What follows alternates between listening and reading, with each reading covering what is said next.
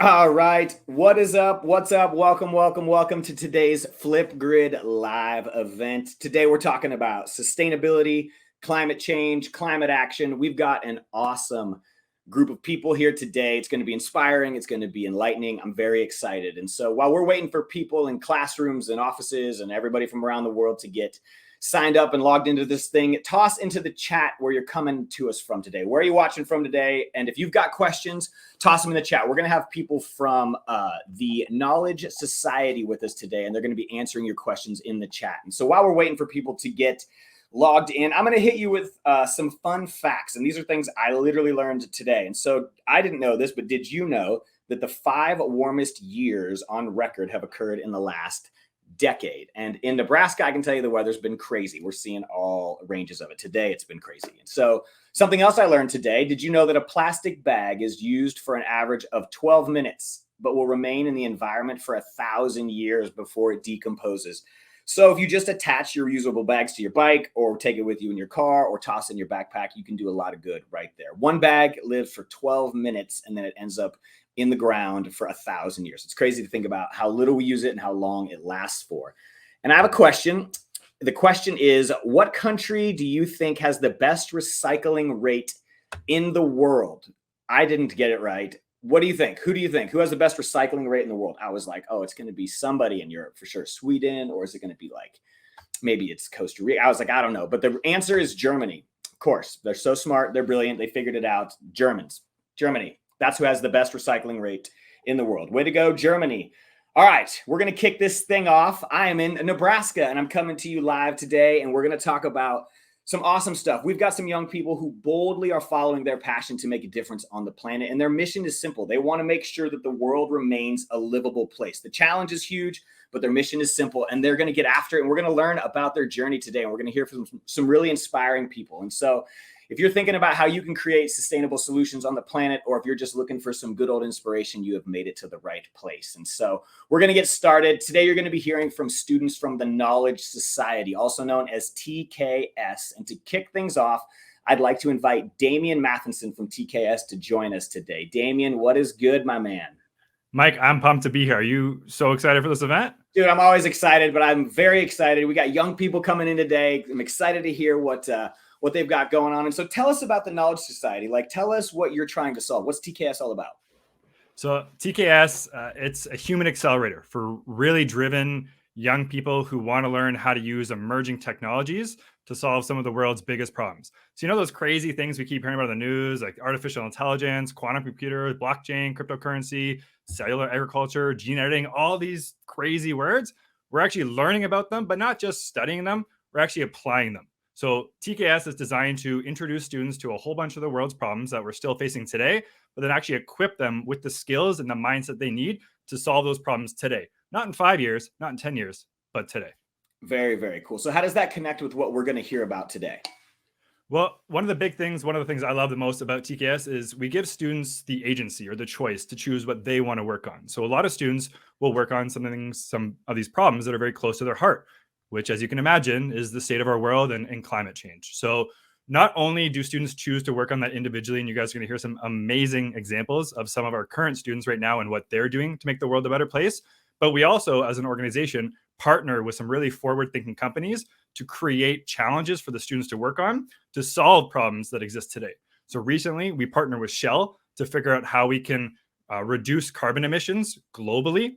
We also partner with the United Nations Environment Program to figure out how we can educate people about air pollution and drive them to make real change. So there's a lot we're doing both individually at the student level and organizationally to tackle climate, which, as we all know, is a huge problem in today's world. And for anyone listening to this, if you're excited about anything that I've said today, strongly encourage you to apply to TKS, tks.world. Applications are now open. We'd love to meet you. Am I too old to sign up for TKS, or is there an age limit on this thing? You know, it's funny, Mike. That was actually the first question that I asked when I learned about TKS. Yes, you are too old. So if you're between 13 or 17 and considering a gap year, if you're just a little bit older before you go off to school, please apply. We'd love to meet you. Very cool. I love that it's all about young people, which is a great segue into the awesome young people that you have brought with you today. And so, I want to introduce everyone to Naila, Mir Ali, and Jesse. And they are from TKS, and we are very excited to have this crew on here with us today. And so, yeah, what's up, Mir Ali? What's up, Naila? What is up, Jesse? Hey there, Mike. Thank you so much for having us here today. Of course. All right, we're going to do a quick round robin. And so we're going to just kind of ask each of you, give us this big solution that you're trying to be a part of. What are you trying to solve? And so, Naila, we're going to start with you. Sounds good. Yeah, thank you for having me again. So hi, my name is Naila, and I'm a 16-year-old really interested in sustainability. Right now, I am working on a bioplastic from duckweed. And last year when I discovered bioplastics, I was immediately really interested, but I also noticed this problem that mainly bioplastics come from crops like corn and sugarcane and potatoes that humans need to consume and also that grows on land. So if we were to produce bioplastics to the extent that we're producing plastics today, we'd actually be cutting down rainforests. And so that's obviously not the most sustainable or scalable. So I started looking into second generation aquatic feedstocks, which are crops that grow in water and that humans don't consume.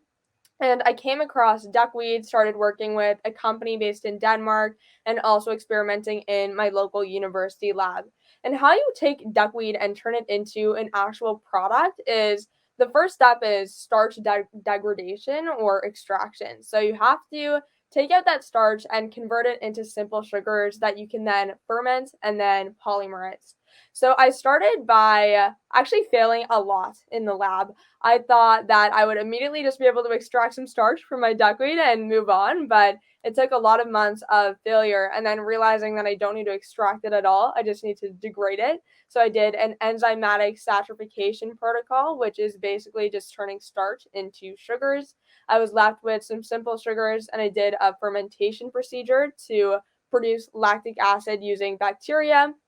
And now I'm running a few tests to make sure that I have the right amount of lactic acid, have the right purity. So hopefully that will go well and I'll be able to move into polymerization. But if not, I'll have to kind of go back to the beginning and see what went wrong. So that is my current experimentation. And after I produce a proof of concept, I'll work more on the implementation side of things, working with the company that I've been working with called Pond Biomaterials to see if it can be incorporated into products like the 3D printed midsole of a shoe. So I'm excited to have this conversation today, and thank you again for having me. Unbelievable. My mind is blown. That is the coolest, it's the coolest science project ever, it sounds like. And you just get to keep trying and testing and failing. Now that's so cool. Thank you for sharing what you're working on. Mir Ali, how about you? What are you working on? Yeah, so just to give a little background information on myself, my name is Mir Ali. I am 18 years old and I'm currently living in Dubai. So my project has been aimed at reducing the costs of carbon capture so that it is more economically incentivized. And for those of you who don't know, carbon capture is a way of actively removing carbon dioxide from the atmosphere. And how traditional carbon capture solutions work is by drawing in large amounts of air through fans and chemically binding the CO2 in the air with sorbents, which are basically just materials used to absorb liquids and gases. And these sorbents go through a lot of thermal processes where they are heated up to extreme temperatures. And as you'd expect, this takes up a lot of energy and therefore drives up the costs. So what we've been looking into is trying to move away from these sorbents and thermal processes in order to make carbon capture economically incentivized and even profitable. So what we're working on is a large specialized electrode that alternates between charging and discharging. And quite simply, as this electrode is being charged via electricity, it induces a natural affinity for carbon dioxide, causing the CO2 in the atmosphere to readily bind onto the surface of the electrode. And as it's being discharged, the affinity is now reversed. And now it causes the pure streams of CO2 to be released, which then can be captured for storage. And this alternation between charging and discharging mirrors the way in which a junkyard magnet would attract all the metal scraps when turned on and then drop everything when turned off. So the electrodes here work the same way with CO2. And the reason why these electrodes are able to switch between binding and releasing CO2 is because of the electrochemical reactions which are taking place on the surface of the electrode. And it is through coating these stacks of electrodes with this special sort of coating which is made up of polyanthraquinone-based polymers composed of carbon nanotubes, do we get its cornerstone feature, which is the binary nature of the electrode's affinity for carbon dioxide.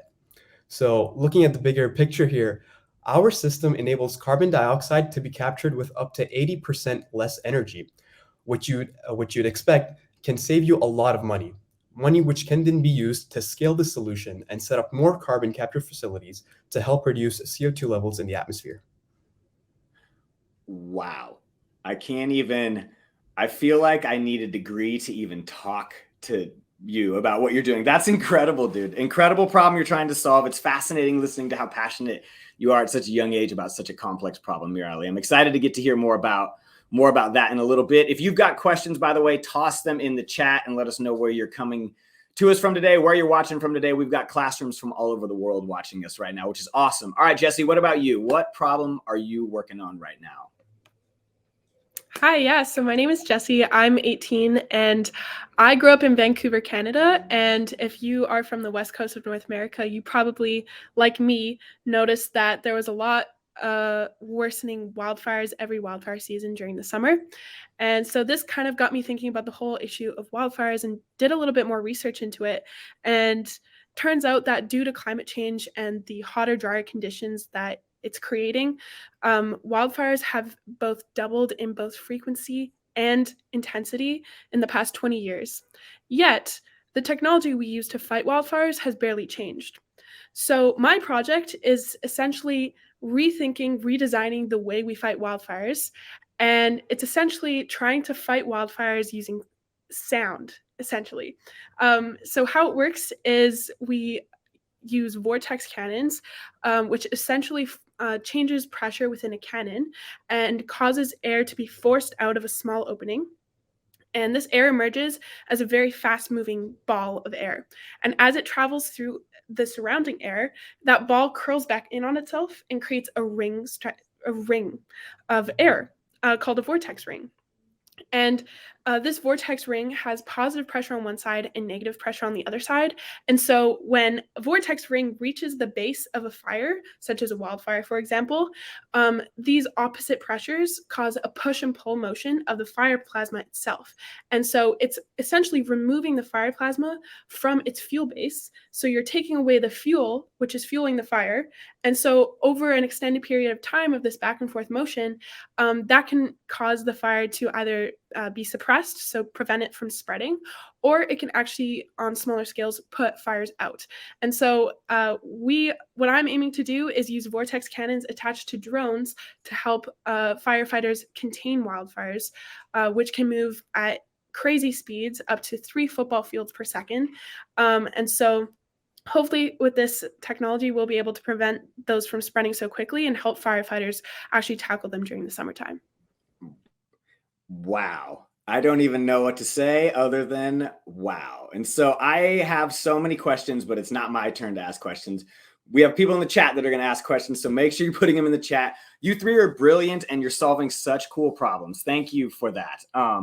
We're going to do a portion right now it's just a deep dive. And so basically what this is we toss a question at you, and then all three of you, you get about a minute to answer each question. And so yeah, we're going to toss some questions at you and then we'll keep it moving. So Mir Ali, we're going to start with you. And the first question that we have for you three today looks like.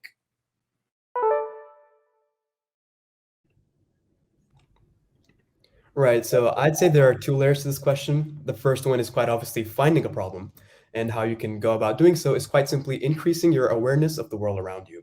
Once you start to get a pretty good understanding of the world, you start to recognize some of the problems that we face. And this can be done quite easily through reading books and articles, listening to interviews, and just talking to people from all around the world and seeking their perspective. And thanks to the internet, all 3 of these things have become extremely easy to do. And then the next layer is figuring out which of these problems are meaningful to you and why. It could be that one of your family members has been directly affected by this problem, or this problem puts a lot of lives at risk. So this for me is quite an important step, as it really defines whether or not this problem is worth tackling. And whether you're trying to solve poverty, world hunger, in my case, climate change, 10 times out of 10, you will be faced with adversity. And so along the way, it becomes very tempting just to give up and call it a day. But knowing why this problem is meaningful to you, or meaningful to me has really helped me get through these tough times and has made all the troubles worth it. I love it. I love it. Thank you for that. Jesse, what about you? I think finding a problem worth solving is just about looking around you and seeing what the issues are, what affects you on a daily basis. So for example, for me, I noticed that the wildfires where I lived were getting a lot worse every summer. And I kind of just followed my curiosity to figure out why that was. I've also just naturally always really cared about the environment. So I think a lot of people have things that they care about just naturally from the time that they're young. And so it's just a matter of figuring out what in this space that I'm interested in, what problems exist there, and how can I impact the space there. So yeah, just like observing what's going on around you, kind of like what Mir Ali was saying, and following your curiosity and following what you're naturally interested in and looking for things to work on within that area. I love it. The importance of staying curious is always there. Naila, what about you? How did you decide this was a problem worth solving? Well, I think specificity is really key. So again, like to come up with a broad problem, yes, follow your curiosity, see what interests you. For me, like I wanted to do something that was impactful, like a big problem that influences everybody. And also, of course, something that you're interested in, because if you're going to be working on it for months or years, you want it to be something that you love.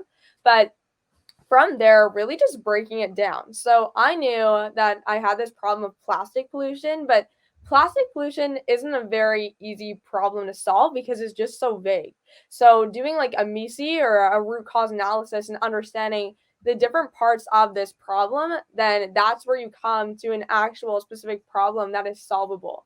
I came across bioplastics and then I broke that down. And then I noticed with bioplastics that they come from crops that humans need to consume and that takes up land to grow. And then when you have that problem and you pinpoint that and you make sure that like it's something that actually matters and talking to people, making sure that it is a good validated problem, then that's something that you can actually go about solving. I feel like sometimes people don't put enough emphasis on like finding the problem, and it is something that does take a lot of time because if you don't have a good problem, that is a foundation of your solution. So you won't have a good solution without a good problem at the basis. I love that. I love that. You're so right. That I talk all the time about how you have to find some solution you're passionate about for a long period of time to stick with it. And it's cool that you three are echoing that at such a young age. It's awesome. All right. The next question that we have for you three is,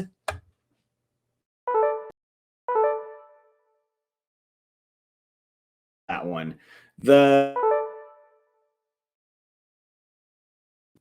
How do you bring your solution into the real world? Mir Ali, what about you? So for me, the first step has always been, all right, once I sort of get my solution, I know what I'm trying to achieve. The first step is to get validation. So that's reaching out to professors in the field who are probably more knowledgeable to you, because at this age, at 18, you usually don't have a PhD in whatever field you're working in. So first step is always to get validation. And once you get the green light of, all right, this might work, and this has a high probability of working, what you can do then is start reaching out to investors or people who are interested in funding you for your project. And once you're at that stage, you can try to expand your team, bring in some more professionals and people who just know what they're doing. And then that's like the first step to putting your solution into the real world. I love it. Getting feedback from others, asking for input and advice. That's a big one. It can be scary though. Sometimes tossing your idea out to someone else as they dissect it with you is always an interesting thing. And so very cool. Thank you. Jesse, what about you? Yeah, I would say kind of the same thing as Mir Ali as well, is like start off by figuring out what questions you need to ask. So like, what do you not know? And then how can you ask the best questions in order to figure that out? And then figuring out who the right people to ask are. So for me, if it was a question, I had a question about like how does like sound put out fire. I would look for someone who works in like fluid dynamics, who has like a physics degree, something like that. And I also think it's really important to kind of make a plan. So if you already have a solution and you just want to put it out into the world, think about like where you are right now, what do you have, and then think about what you will need to have in order for implementation into the real world. What kind of tests do you need to conduct in order to get past all of the barriers? So like make a list and figure out what all of the barriers to implementation of your solution are, and then figure out tests you can do to get past those barriers, partnerships you can make to get past those barriers. And again, like what questions do you need to ask to figure out all the answers to all of these things. And yeah, just talking to a lot of people. So yeah, focus on what are the barriers and who are the people I need to talk to in order to get that solution out there. Love it. Very practical. What are the barriers and who do I need to talk to? Thank you for that. Naila, what about you? Yeah, I'll preface with saying, I mean, I haven't implemented anything in the real world yet. That's kind of my goal right now. So I'm speaking from my current place where I'm trying to build something that could be implemented, but it's definitely not like wide scale implemented, impacting billions of people yet. So I think validation is really key for sure. And then also knowing the resources that you need. It's going to vary from project to project. So if it's a software-based solution, that's going to look very different than if you're building like a new material. For me, with my bioplastic, I knew that I had to build it out in a lab. Like this isn't something that I could do in my own kitchen.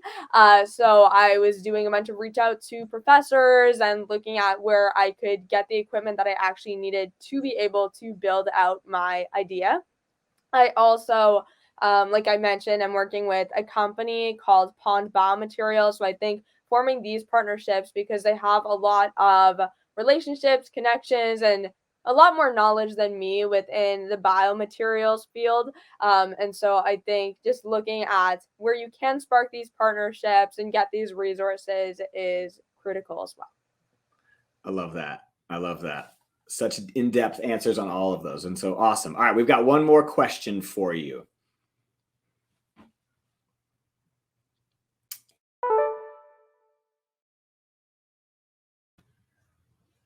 Let's start with you on this one, Naila. We'll work our way backwards. I think once you identify a good problem, you need to be able to identify different routes to get there. So for me, with this issue of crops that humans need to consume growing on land, like the only way to get there and solve this problem wasn't only just through building a new bioplastic. There are many different routes I could have taken, like looking at different parts of the supply chain and making something cheaper or more sustainable, or looking at a feedstock that's already starting to be used, like algae, and saying like, how do I make extracting the oils cheaper, because that is a really big problem with algae right now. But of course, it is a lot of trial and error and following your curiosity and looking into different solutions. Chances are the very first solution or idea you come up with, it may not be the one you go with. Actually, in all of my experience, which isn't that much, but like in like the hackathons I've done and the projects I've been working on, the first idea that I come up with literally never works. And so my first idea was looking into algae and making it cheaper by genetically engineering it or doing something with that. That was kind of the first thing I was focusing on. And I realized it wasn't what I wanted to focus on because there were so many people already doing research here. And biological engineering is not exactly my favorite. And so that's why I ended up pivoting to looking at an entirely new feedstock, looking into duckweed. But it is a journey and there is going to be adversity. So just making sure that you do love the problem. And if it is a good problem, then having faith in the fact that you will eventually come up with a concrete solution. I love that. I love not falling in love with your first idea. It's so true. Very, very cool. Thank you for that. Jesse, what about you? I think the easiest way, if you've identified a problem, to come up with a solution is just to start by looking at all of the current solutions that exist out there, and then identifying what's wrong with those solutions. And kind of from there, it's sort of a natural progression of like, okay, how do I make a new solution that kind of builds off of what is already out there, but addresses the issues with those solutions? And then from there, once you have an idea based off of that, it's kind of about going out and talking to people. I think Naila mentioned like getting validation. That's super important. So just like going and talking to as many different people as you can and like asking them like, hey, what do you think of this solution, this idea I have? And like making sure that you're actually solving the problem with your idea is super important. So like problem focused versus solution focused. And then if you find that like people aren't really responding to the idea and it's not really solving the problem, then go back to the drawing board and again, like look at the problems that you had with your idea compared to the problems with the already like pre-existing solutions, and then come up with another idea and like go back and get validation, and then kind of cycle through that until you are like, okay, I have a solution here. Like this is promising. Like this addresses all of the issues that I've identified. I'm going to move forward with this. And even when you're like building it out, you can still kind of like tweak it a little bit to make sure that you're always staying problem focused. But yeah, it's a very like iterative process. Totally. Do you have like a whiteboard session where you just write it all down and there's a million ideas on paper? I'm sure all of you all three probably go through that, where there's just like notes and notebooks and everything everywhere. And so it's cool to see the visualizations coming to real life as you're dreaming your process up on paper. It's awesome. It's very, very cool. All right. Mir Ali, what about you?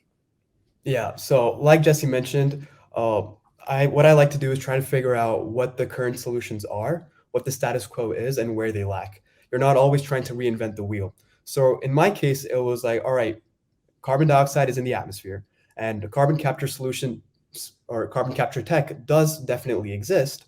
But if that exists, why isn't the problem solved yet?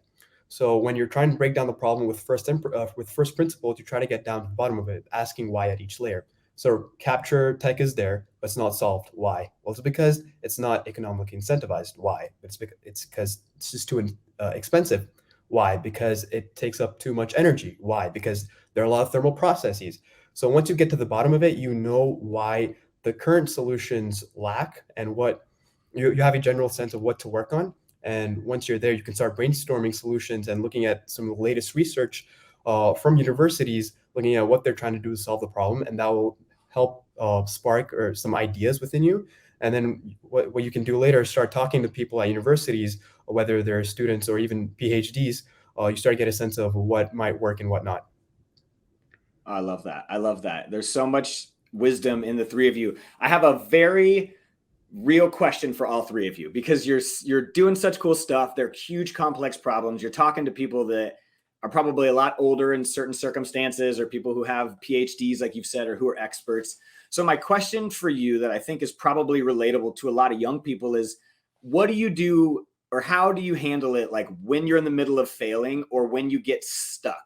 You know, that moment where you're like, this wasn't it, it stopped, and you have to kind of pivot because it's not your first idea. Maybe you're on your like fourth idea. And so for the people who are watching, how do you deal with like it not working, or just the failure of like that idea? And Naila, I'm going to start with you because you talked about like literally having that pivot. And so maybe just walk us through like where you were at in your head in that moment of having to kind of come up with a new concept. Yeah, I mean, I can still kind of talk about it from right now because I'm basically in the middle of failure all the time when I'm creating my bioplastic. Like right now I have test failing for my bioplastic that I've just been working on for 2 weeks, and it was supposed to take a day, and I have no idea what's going on with my test. So I just have to figure it out. But I think when these things do fail, it could be an idea not working out. Like the very first thing I looked into before bioplastics or anything was fusion energy, and I had this idea and I kept trying to run it by people, and it literally just kept failing over and over because people were like, have you considered this and this and this? And it's definitely difficult to hear when you've been working on something and you realize something isn't going according to plan. And I also feel like in places like school, failure is looked down on a lot. Like failure is what you avoid. And so it makes sense that if you face failure when you're doing a project, that's not something you're going to want, because failure is just looked down on in basically every part of life. But I think it's really just important to shift that mindset and understand that failure is going to be a part of it. When you look at all the greatest inventions, failure has always been a part of the process. And if you're building something novel, it's definitely going to be a part of your process too. So just coming to peace with that. And it's a lot easier said than done. It's okay. It's like, it's easy to say, I'm going to embrace failure, and then you're actually in failure, and it doesn't always feel good. My test failing right now, it doesn't feel the best all the time, but realizing that it is a totally fine part of your journey, and sometimes it means you have to pivot, but it always comes with learning, and that is completely okay and completely normal. I love that. Normalizing failure. I love it. All right, Jesse, what about you? Those moments of pivot or failure, or when the whiteboard, a new idea has to come to life, like talk about your mindset. Yeah, I think Naila answered it really well, honestly. I'll just add and say that failure doesn't feel the best, but if you reframe it as like, okay, well, this is just like one way not to do it. Like I've eliminated one way that I'm not going to do it. Like that's kind of promising. It's like, okay, well, that means I'm at least getting closer to where I want to be because I've identified one thing that doesn't work. And I will also add that failure when you're younger is so much easier, and like no one's going to judge you if you're a young person for not knowing the answer to something, or doing something in a way that like maybe didn't really make sense when you look back on it. So like use the fact that you're young to your advantage and kind of just fail fast. Like don't let the failures like get you down and like stop you. Just like fail and be like, okay, that's a new data point, and then move on. Like fail fast, and that's how you learn fast, and that's how you improve on your idea fast. So yeah. I love it. Use your youth, fail fast, recover quick. Those are great. That's really great. All right, Mir Ali, what about you? Well, Naila and Jesse haven't left much for me to say, but in my teams, I like to have a culture of celebrate failure. You know, like the two of like Jesse and Naila mentioned before, failure is something where you can use to learn, and while you're accumulating all that experiences, your next idea or your next solution is almost closer or bound to finally be successful. And so I like to treat failure as a data point, as a source for me to learn from and improve for next time. I love it. I love it. There is so much just awesomeness coming out of you three. Thank you for your time today. Thank you for hopping in and sharing your journey and your story. We had a few technical difficulties with the chat, and so I apologize to everyone out there or all the classrooms who didn't get to get their questions answered directly on the chat. But because the world is as connected as it is, this isn't the only way that they're going to get to connect with you. You all have social, you all are out there in the world. And so Jesse, we'll start with you, and then Naila, then Mir Ali. Can you just tell us how people can find you, where they can find you, and just give us if they've got follow-up questions from their classroom and they want to ask you online, like where can people find you at? Yeah, so I think the best places to find me are LinkedIn and Twitter. So LinkedIn, I'm just Jesse Pound, the way my name is spelled here. And on Twitter, I'm just Pound_Jesse. So yeah, feel free to reach out. Very cool. Thank you. Thank you. Naila, what about you? I'm Naila Molu on LinkedIn, Twitter, and Instagram. So you can reach out to me on any of those platforms. And I also have a podcast called The Curiosity Podcast, which you can find on Spotify. Very cool. The Curiosity Podcast on Spotify. Awesome. Love it. Mir Ali, what about you? All right. And the best way to reach out to me would be on Twitter, LinkedIn, or Instagram. On Twitter and LinkedIn, I'm Mir Ali Zain, just how my name is spelled. And on Instagram, I'm also Mir Ali Zain, but the Z is replaced with an X. I love it. You all have such professional social media handles. First ones were ridiculous. And so good for you for being so much more professional. Well, thank you three so much for your time today. We really appreciate it. And good luck solving all these awesome problems. And as you continue to just change the world, it's really cool getting to chat with you. And we just appreciate your time so much today on this live event. Thanks so much, Mike. Of course. Thank you so much for having us. Of course. Of course. Awesome. Well, that is it. We hope you learned something today. I know I did. There's 1,000 quotable, tweetable little nuggets of gold from today's episode. And so if you want to rewatch it, go rewatch it. We're going to be hosting events like this every week. You can catch them at aka.ms/Flipgrid Live Events. That's it for today. Go out and make today great. Thanks so much for your time. Thanks for kicking it with us. And yeah, go look for cool ways you can make an impact in your community. And we'll see you all next week. Thanks, everybody.